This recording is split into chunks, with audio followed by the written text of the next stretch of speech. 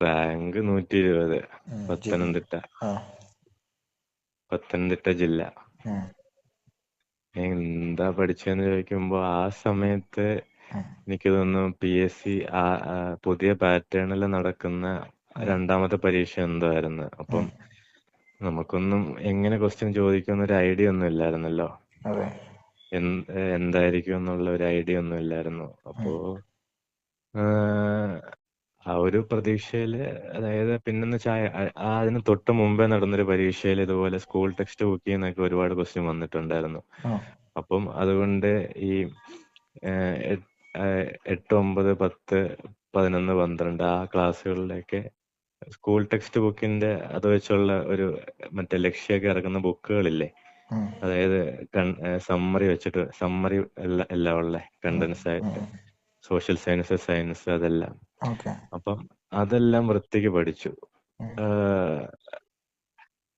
8, 9, 10 പഠിച്ചു. പിന്നെ +1, +2 പഠിച്ചതെന്ന് വെച്ചാൽ ഈ ഒരു സൈറ്റ് ഉണ്ട്, HSS ലൈവ് എന്നും പറഞ്ഞൊരു സൈറ്റിൽ അതിന്റെ ടീച്ചർമാർ തയ്യാറാക്കുന്ന നോട്ടുകളൊക്കെ കിട്ടും. +1 +2 അല്ലേ? അതിന്റെ ഉം. നോട്ടുകളൊക്കെ മലയാളത്തിലും ഇംഗ്ലീഷിലെല്ലാം കിട്ടും. ഓരോ ഉം. എക്കണോമിക്സ്, ഉം. അങ്ങനത്തതെല്ലാം. ഉം. ബയോളജി, അതിനകത്ത് ബയോളജി ഇമ്പോർട്ടന്റ് ആണ്, പ്രത്യേകിച്ച് ഹ്യൂമൻ ബോഡിയിലെ ആ കാര്യങ്ങളൊക്കെ. ഉം. പിന്നെ ജോഗ്രഫി ഇമ്പോർട്ടന്റ് ആണ്. ഉം. പിന്നെ എക്കണോമിക്സ് നല്ല ഇമ്പോർട്ടന്റ് ആണ്. ഉം. ഇത്രയും കാര്യങ്ങളൊക്കെ പഠിച്ചു. കറണ്ട് അഫയർ എവിടെ നിന്ന് പഠിച്ചേ? കറണ്ട് അഫെയറിന് അവർ 20 ക്വസ്റ്റ്യൻ ചോദിക്കുമെന്ന് പറഞ്ഞു, പക്ഷെ 8 ക്വസ്റ്റ്യൻ ഒക്കെ വന്നോളൂ ആ സമയത്ത് LDക്ക്. അപ്പൊ അതുകൊണ്ട് കറണ്ട് അഫയേഴ്സ് ഞാൻ അങ്ങനെ വലിയ ഡെപ്തിലൊന്നും നോക്കിയിട്ടില്ലായിരുന്നു. ഈ തൊഴിൽ വീതിക്കകത്ത് ഓരോ ആഴ്ച തോറും ആ ആഴ്ചയിലെ പ്രധാനപ്പെട്ട കറണ്ട് അഫയേഴ്സിന്റെ ഒരു 10-30 ക്വസ്റ്റ്യൻ വെച്ചിട്ടുണ്ടായിരുന്നു. അപ്പൊ അതെല്ലാം കൂടെ കളക്ട് ചെയ്തിട്ട് ഒരു വർഷത്തെ തൊഴിൽ വീതി വന്ന ആ ഒരു പോയിന്റ് ആയിട്ട് വന്നത് മാത്രമേ ഞാൻ പഠിച്ചിട്ടുള്ളൂ. വേറെ അങ്ങനെ വലിയ ഡെപ്തിലൊന്നും വായിച്ചില്ല. ആ സമയത്ത് അങ്ങനെ അധികം ക്വസ്റ്റ്യൻ ചോദിച്ചതും ഇല്ല കറണ്ട് അഫയേഴ്സിൽ നിന്ന്. ചോദിച്ചതൊക്കെ നല്ല ടഫുമായിരുന്നു കുറച്ച്. അതിനകത്ത് അത് മാത്രമേ നോക്കിയുള്ളൂ. പിന്നെ അത്യാവശ്യം ഫോക്കസ് ചെയ്തത് ഈ ഇംഗ്ലീഷിലെ വൊക്കാബുലറി അങ്ങനത്തെ കാര്യങ്ങളൊക്കെ. അത് SSCയുടെ ഒക്കെ പ്രീവിയസ് ക്വസ്റ്റ്യനാണ് നോക്കിയത്.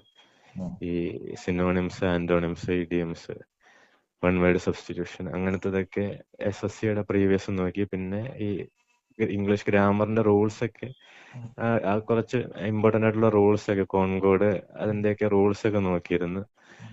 പിന്നെ മലയാളം ഇതുപോലെ തന്നെ ഒരു PSC ബുള്ളറ്റിനിൽ വന്ന കുറച്ച് കാര്യങ്ങളുണ്ട്. ഈ ശൈലികളും പര്യായം, വിപരീതം അതെല്ലാം PSC ബുള്ളറ്റിനിൽ അതിന്റെ ഒരു കളക്ഷൻ ആയിട്ടുണ്ടായിരുന്നു. അപ്പൊ അത് നന്നായിട്ട് നോക്കി.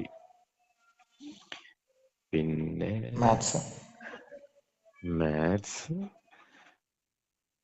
മാത്സ് ആണെങ്കിൽ അത് ആ പ്രീവിയസ് ക്വസ്റ്റ്യൻ്റെ ഒരു എത്ര 15 വർഷത്തെ 20 വർഷത്തെ എന്തോ ഒരു പ്രീവിയസ് ക്വസ്റ്റ്യൻസിന്റെ ഒരു ബുക്ക് ഉണ്ടായിരുന്നല്ലോ. അത് ടോപ്പിക് വൈസ് അറേഞ്ച് ചെയ്തിരിക്കുന്ന, ടാലന്റ് ലക്ഷ്യമൊക്കെ ഇറക്കുന്ന ടോപ്പിക് വൈസ് ആയിട്ടുള്ള. അപ്പൊ അത് ഫുള്ള് വർക്ക്ഔട്ട് ചെയ്തായിരുന്നു. പിന്നെ അതേ ഉള്ളൂ, മാത്സിന് അതേ ഉള്ളൂ.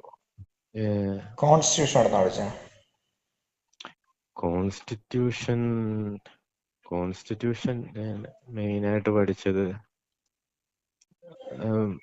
പ്രീവിയസ് ക്വസ്റ്റ്യൻ തന്നെയാണ് പഠിച്ചത്.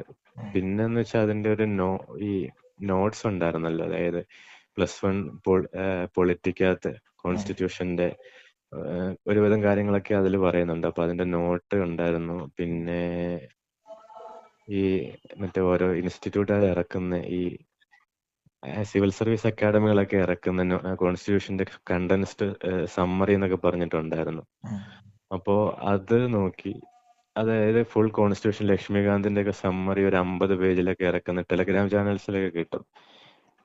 അങ്ങനത്തെ ഒരു PDF-കളുണ്ട് കുറെ, ലക്ഷ്മികാന്തിന്റെ സമ്മറി ആയിട്ട് ഇറക്കുന്നത്. അപ്പൊ അത് നോക്കിയായിരുന്നു. പിന്നെ PSCയുടെ പ്രീവിയസ് എല്ലാം നോക്കി, അങ്ങനെയൊക്കെ നോക്കി. പിന്നെ റാങ്ക് ഫയലൊന്നും ഞാൻ ഇങ്ങനെ വലുതായിട്ട് പഠിച്ചൊന്നുമില്ല. അത് ഈ ചില കാര്യങ്ങൾ മാത്രം, സ്പെഷ്യൽ ടോപ്പിക്സ് ഉണ്ടല്ലോ, ഈ മറ്റേ കേരള അഡ്മിനിസ്ട്രേഷൻ അങ്ങനത്തെ കാര്യങ്ങളൊക്കെ ഉണ്ടല്ലോ, ഇമ്പോർട്ടന്റ് ആക്ട്സ്, മറ്റേ RTA അങ്ങനത്തെ കാര്യങ്ങൾ, അത് മാത്രമേ റാങ്ക് ഫയൽ ചെയ്യുന്ന കാര്യമായിട്ട് പഠിച്ചോളൂ. ബാക്കിയുള്ള കാര്യങ്ങളൊക്കെ അല്ലാത്ത കാര്യങ്ങളൊക്കെ നോക്കിയത്. എത്ര ദിവസം എടുത്ത് പഠിക്കാം, അല്ലെങ്കിൽ എത്ര മാസം എടുത്ത് പഠിക്കാം? ഞാനങ്ങനെ ശരിക്കും SSCക്ക് വേണ്ടി പഠിച്ചുകൊണ്ട് ഇരുന്നതായിരുന്നു. അപ്പോ LDCക്ക് ശരിക്കും ഒരു 1.5 മാസമൊക്കെ നോക്കിയിട്ടുള്ളൂ. അതുവരെ ഫുൾ SSC മാത്രമായിരുന്നു നോക്കിക്കൊണ്ടിരുന്നത്. പിന്നെ SSC ആ സമയത്ത് ഒരു എക്സാം കഴിഞ്ഞിട്ട് പിന്നെ അതിന്റെ റിസൾട്ട് വെയിറ്റ് ചെയ്യുമായിരുന്നു. അപ്പം അത് തൊട്ടടുത്ത് വരുന്ന പരീക്ഷ PSC ആയിരുന്നു. SSCയുടെ പരീക്ഷ ഉടനെ ഒന്നും ഇല്ലായിരുന്നു. അപ്പോൾ PSCക്ക് നോക്കാന്ന് വിചാരിച്ചിട്ട് ഒരു 1.5 മാസം നോക്കി, അത്രേ ഉള്ളൂ.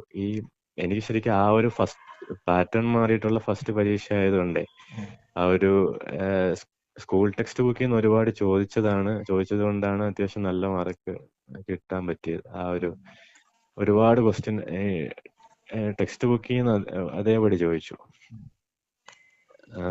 ഇപ്രാവശ്യം ഇപ്പൊ എങ്ങനെയാണെന്ന് എനിക്ക് അറിയത്തില്ല. ആ സമയത്ത് അത് ഭയങ്കര യൂസ്ഫുൾ ആയിരുന്നു. ഇപ്പൊ എവിടെ നിന്നൊക്കെ ചോദിക്കുന്നത് എനിക്ക് അറിയത്തില്ല. അപ്പോ ഇപ്പൊ ഒരു മാസം 1.5 മാസം കൊണ്ട് പഠിച്ച സംഭവം കിട്ടും. അപ്പൊ ഒരു ദിവസം എത്ര ഒരു മണിക്കൂർ പഠിച്ചിട്ടാ? ബേസ്, അത്യാവശ്യം ഒരു ബേസ് ഉള്ള ഒരാൾക്ക്, അതായത് മാത്സ് ഒക്കെ ഒരു മാസം കൊണ്ടൊന്നും പഠിക്കാൻ പറ്റത്തില്ല. അതിന് ഒരുപാട് ക്വസ്റ്റ്യൻ വർക്ക്ഔട്ട് ചെയ്ത് അത്യാവശ്യം നല്ല ബേസ് വേണം. പിന്നെ ഇംഗ്ലീഷിലൊരു ബേസും വേണം. ഇതുള്ളവർക്ക് മറ്റേ ഈ കേരള ഗവർണൻസും ഇമ്പോർട്ടന്റ് ആക്ട്സ് അങ്ങനത്തെ കാര്യങ്ങളൊക്കെ പഠിക്കാൻ കുറച്ച് ദിവസം മതി. ഒരാഴ്ച കൊണ്ടൊക്കെ തീർക്കാൻ പറ്റും. പിന്നെ ഈ സ്കൂൾ ടെക്സ്റ്റ് ബുക്കിന്റെ സമ്മറി അങ്ങനെ അധിക സമയമൊന്നും വേണ്ട. ഒരു മാസത്തിൽ താഴെ കൊണ്ട് തീർക്കാൻ പറ്റും. അങ്ങനെ അത് മതി. ഞാൻ ശരിക്കും ഒരു ദിവസം ഒരു 5-6 മണിക്കൂറൊക്കെ പഠിച്ചു കാണും. ഈ പഠിക്കാന്ന് പറഞ്ഞാ ഈ ക്വസ്റ്റ്യൻ പേപ്പർ ചെയ്യാന്നാണോ ഉദ്ദേശിക്കുന്നത്? ക്വസ്റ്റ്യൻ പേപ്പർ അങ്ങനെ ഇല്ല. ക്വസ്റ്റ്യൻ പേപ്പർ അങ്ങനെ ചെയ്തിട്ടില്ല. ഞാൻ പഠിച്ചത് പ്രീവിയസ് ക്വസ്റ്റ്യൻ ഇങ്ങനെ നോക്കും. അതായത് പ്രീവിയസ് ക്വസ്റ്റ്യൻ ഇങ്ങനെ ടോപ്പിക് വൈസ് ആയിട്ട് ഇറക്കുന്ന ക്വസ്റ്റ്യൻ ബാങ്കുകളുണ്ടല്ലോ. അതായത് ഇപ്പൊ കോൺസ്റ്റിറ്റ്യൂഷന്റെ 500 ക്വസ്റ്റ്യൻ അല്ലെങ്കിൽ 1000 ക്വസ്റ്റ്യൻ.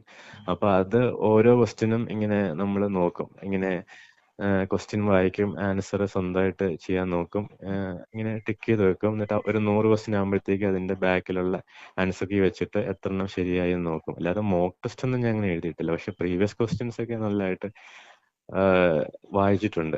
ഈ ടെക്സ്റ്റ് മറ്റേ ഈ ഓരോ പബ്ലിക്കേഷൻസിന്റെ ഒക്കെ ടോപ്പിക് വൈസ് ആയിട്ടുള്ള പ്രീവിയസ് ക്വസ്റ്റ്യൻ, കോൺസ്റ്റിറ്റ്യൂഷനും ഹിസ്റ്ററി ഒക്കെ ആണെങ്കിൽ ഹിസ്റ്ററി ഒക്കെ അതാ നോക്കിയത്. പിന്നെ വേറെ എന്തൊക്കെ നോക്കിയെന്ന് എനിക്ക് കറക്റ്റ് ഓർമ്മ കിട്ടുന്നില്ല. അപ്പൊ അങ്ങനെയൊക്കെ. ഇപ്പൊ നമ്മളിപ്പോ ഒരു മാസം ഉള്ളൂ ഇനി നമുക്ക് മുമ്പില്. നമ്മള് ഇപ്പൊ ബേസ് ഉണ്ട് ആൾക്ക്. ഇപ്പൊ നോക്കി കഴിഞ്ഞ പറഞ്ഞാ ഒരുവിധം നമുക്ക് കവർ ചെയ്യാൻ പറ്റില്ലേ? ഉറപ്പായിട്ടും ഒരു 1-2 മാസമൊക്കെ നന്നായിട്ട് ഹാർഡ് വർക്ക് ചെയ്ത് അതിനകത്ത് വരാൻ പറ്റുന്നേ ഉള്ളൂ എന്നാണ് എൻ്റെ ഒരു വിശ്വാസം. എത്ര മാർക്ക് ഉണ്ടായിരുന്നു? എനിക്ക്